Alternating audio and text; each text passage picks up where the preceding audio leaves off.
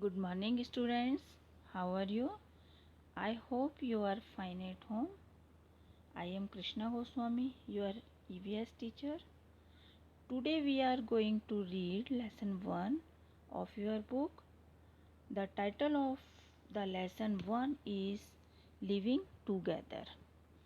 आज हम EVS का पहला लेसन पढ़ेंगे जिसका टाइटल है लिविंग टूगेदर यानी एक साथ रहना।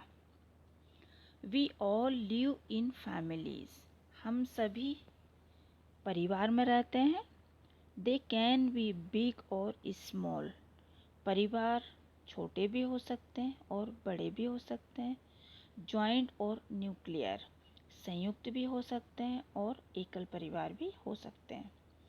When just the parents and the children live together, it is a nuclear family.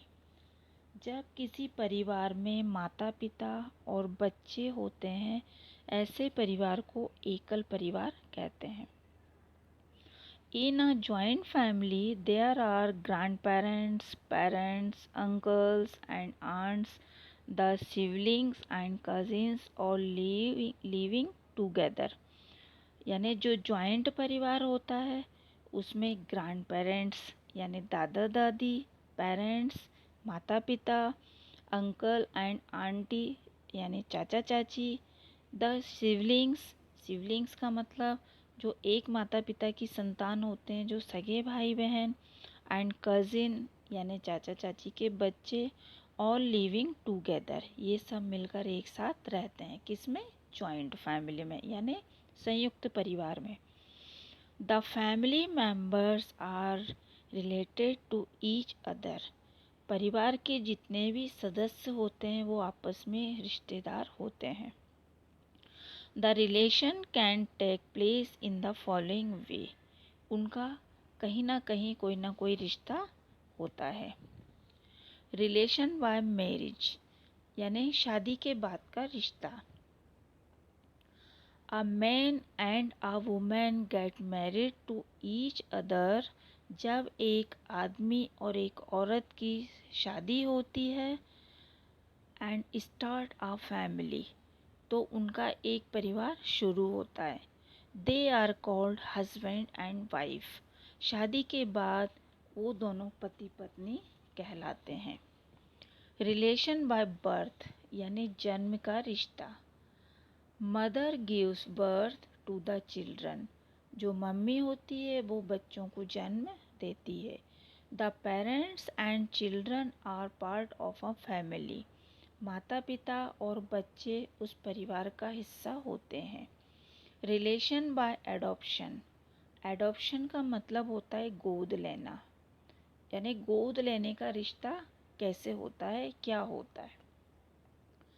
Some children loss their parents, कुछ बच्चे होते हैं जिनके माता पिता नहीं होते, यानी किसी न किसी कारणवश उनके माता पिता उनसे छूट जाते हैं। दे आर कॉल्ड ऑर्फन्स, ऐसे बच्चों को ऑर्फन्स कहते हैं यानी अनाथ बच्चे कहते हैं। Sometimes they are adopted by a new family, कुछ समय के बाद कोई ना कोई उनको यानी अडॉप्ट कर लेता है यानी गोद ले लेता है।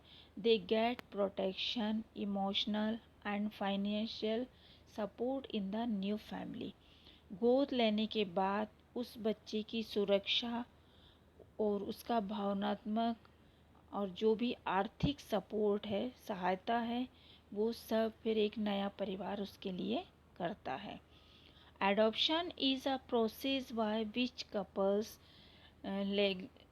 legally become parents of an orphan, यानी जो एडॉप्शन होता है वह प्रक्रिया होती है जिसमें जो कपल होता है वो लीगली यानी कानूनी तौर पर उस बच्चे के माता पिता कहलाते हैं। The couples who adopt the child are his her foster parents, यानी जिस बच्चे को गोद लिया जाता है उसके जो माता पिता बनते हैं उनको फोस्टर पेरेंट्स कहते हैं। Turn your page. Family, understand the relationship between different family members with the help of family trees. यहाँ पर हम जो परिवार के जो सदस्य होते हैं उनका आपस में क्या रिश्ता होता है उसको एक ट्री के द्वारा समझेंगे। The relatives on the mother's side are called maternal relative. जो मम्मी के यानी मम्मी के माता पिता या भाई बहन होते हैं, मम्मी के परिवार के जो भी सदस्य होते हैं उनको मैटरनल रिलेटिव्स कहते हैं। The relatives on the father's side are called paternal relatives. और जो पापा के तरफ के जितने भी लोग होते हैं यानी पापा के पापा मम्मी, पापा के भाई बहन, जो भी पापा के साइड के लोग होते हैं उनको पैटर्नल रिलेटिव्स कहते हैं। अब यहाँ पर ट्री के द्वारा हम उस चीज़ को देखेंगे। माय मदर्स फैमिली, आपको ये ट्री दिखाई दे रही है अपनी बुक में, तो ये मम्मी का परिवार है, इसको बोलेंगे मैटरनल फैमिलीज़। तो मैटरनल फैमिलीज़ में कौन कौन होता है, मम्मी की साइड में कौन कौन होता है, नाना नानी होते हैं, मामा मामी होते हैं, मौसा मौसी होते हैं और उनके बच्चे होते हैं। तो ये होते हैं मैटरनल फैमिली यानी मम्मी की तरफ का परिवार। उसके बाद अगले पेज पर आइए, माय फादर्स फैमिली। यहाँ पर भी आपको एक ट्री दिखाई दे रही है, ये पापा का परिवार है। तो पापा के परिवार को क्या बोलते हैं, पैटर्नल फैमिली। पैटर्नल फैमिली में कौन कौन होता है, पापा के परिवार से कौन कौन होता है, दादा दादी, चाचा चाची, बुआ फूफा जी, ताऊ जी ताई जी और उनके बच्चे, ये होते हैं पापा की तरफ से। अब हम आगे देखेंगे, some occasions when we meet our extended family members। कुछ अवसर होते हैं जिन पे हम विस्तारित रूप से परिवार के सदस्यों से मिलते हैं। अब वो अवसर कैसा भी हो सकता है, are happy while some are sad. वो खुशी का अवसर भी हो सकता है और दुख का भी हो सकता है। तो यहाँ नीचे हैप्पी ओकेशंस दे रखा है, तो जो खुशी के अवसर होते हैं उसमें आप 2 खुशी के अवसर लिख सकते हैं, जैसे कि बर्थडे पार्टी हो या मैरिज पार्टी हो। उसके बाद सैड ओकेशन है, तो सैड ओकेशन में भी आप लिख सकते हैं। उदाहरण के लिए जैसे मान लो परिवार में किसी की डेथ हो गई हो या कोई को भयानक बीमारी हो, तो ये होते हैं सैड ओकेशन। तो ये आपको यहाँ पर 2 तो हैप्पी ओकेशन लिखना है और 2 सैड ओकेशन। नीचे देखिए फैमिली वैल्यूज़। अब जो एक परिवार होता है उसकी वैल्यू क्या होती है, living in family with our family members give us sense of security. जब हम एक परिवार के अंदर रहते हैं तो उस परिवार के जितने भी सदस्य होते हैं वो हमारी सुरक्षा की भावनात्मक यानी देखभाल करते हैं। We get love care and warmth from our family. वो हमसे प्यार करते हैं, हमारी देखभाल करते हैं, यानी जितनी भी सुरक्षा कहें या प्यार कहें जो भी है वो हमारे परिवार के सभी सदस्य मिलकर के आपस में करते हैं। Our elders work hard to provide the children with all the comfort and luxury of life। हमारे परिवार में जो बड़े होते हैं वो अपने बच्चों के लिए एक आरामदायक जीवन बिताने के लिए कठोर परिश्रम करते हैं। We celebrate special days and moments together।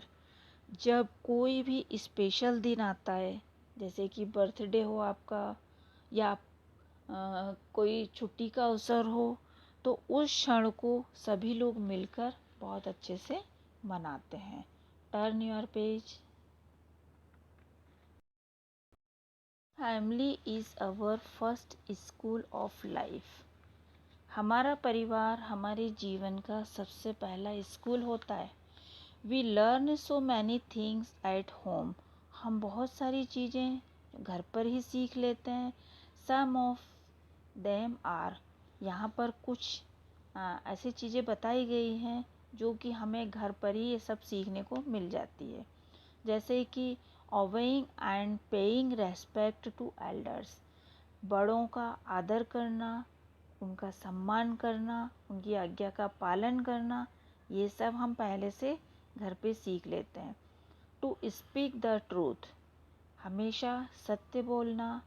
Not to quarrel with anyone, किसी के साथ लड़ाई झगड़ा नहीं करना। नॉट टू स्टील थिंग्स, कोई भी वस्तु की चोरी नहीं करना। Not to damage our books and other belongings, हमें अपनी बुक को या किसी की संपत्ति को नुकसान नहीं पहुंचाना। Our family teach us value to grow up into good human beings. हमारा परिवार हमें एक अच्छा मानव बनाने में मदद करता है। Families then and now, अब हम पहले के परिवार और आज के परिवार के बारे में पढ़ेंगे। Families in olden days were different from the families we have now.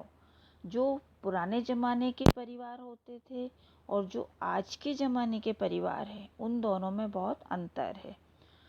Earlier, most of the families were joint in nature and male members were considered to the heads. यानी पुराने ज़माने के जो परिवार होते थे, जो लोग होते थे, उनको उनकी जो प्रकृति होती थी, उनको जॉइंट में रहना अच्छा लगता था और उनका जो मेल मेंबर होता था यानी आदमी होता था, वो ही मुखिया माना जाता था। So girls were confined to household work, यानी जो लड़कियां थी उनका काम केवल घर तक ही सीमित रहता था।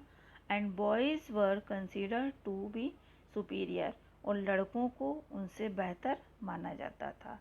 However the trend are changing now, लेकिन अब जो चलन है वो बदल गया है। Nowadays we mostly have nuclear families, आजकल एकल परिवार हैं। where both the husband and wife work and all the decisions are taken jointly. आज के ज़माने में हस्बैंड और वाइफ दोनों ही एक साथ काम करते हैं और जो भी फैसला होता है वो दोनों मिलकर करते हैं। Both boys and girls are treated equal and children also have a freedom to express their opinion. आजकल लड़के और लड़कियों को एक समान माना जाता है, उनको हर प्रकार से फ्रीडम है यानी स्वतंत्रता है, और वो अपने जो भी विचार है, अपनी राय है, उसको व्यक्तिगत रूप से वो अपनी राय रख सकते हैं। Due to all these change the family leave have made a considerable change. तो आजकल की फैमिली में ये एक अच्छा खासा बदलाव हुआ है। मम्मी एंड हर फैमिली, अब जो मम्मी होती है और उनकी जो फैमिली होती है, हम उसके बारे में पढ़ेंगे। Rajan asked his mother about her childhood, Rajan ने अपनी मम्मी से बचपन के बारे में पूछा। She told him that they lived in a big joint family, तो उन्होंने कहा, उसकी मम्मी ने कहा कि हम पहले एक बड़ी यानी संयुक्त परिवार में रहते थे। With her parents, uncle, aunts, her cousins and her grandparents, they all live happily together, यानी उनके परिवार में दादा दादी, चाचा चाची, मम्मी पापा और उनके बच्चे सभी खुशी के साथ मिलकर रहते थे। They all help each other in the work inside और आउटसाइड द हाउस, वो सभी एक दूसरे की घर के बाहर और घर के अंदर सहायता करते थे। दे shared happy and sad moments with each other, यदि उनका कोई खुशी का क्षण हो या दुख का क्षण हो, वो उसे एक साथ बिताते थे। She also showed him some photograph of her childhood. उन्होंने अपने बचपन की कुछ फोटोग्राफ दिखाई। She said that she also went to school. उन्होंने कहा जब वह स्कूल गई, she played with her friends but the games they played were very different from the ones now played by the children। तो वहाँ पर जब वो अपने दोस्तों के साथ कोई खेल खेल रही थी, तो वो जो खेल था वो बहुत डिफरेंट था।